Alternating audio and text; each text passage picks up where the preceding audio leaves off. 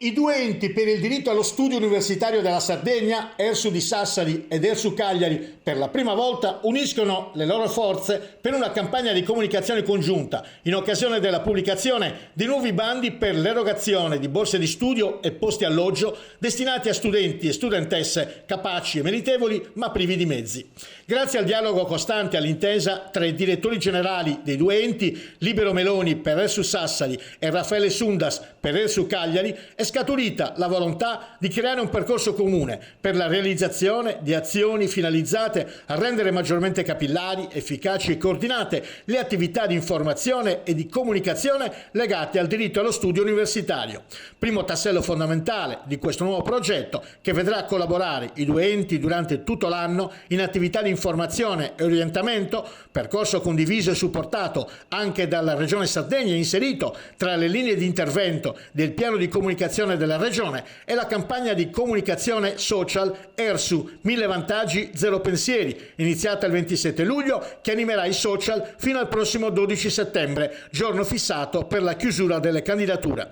A supportare gli ERSU della Sardegna nella comunicazione vi sono anche i due Atenei sardi e la Regione Sardegna con il servizio di comunicazione della Presidenza, che si sono attivati attraverso i propri canali social per fare da cassa di risonanza preziosa alla campagna.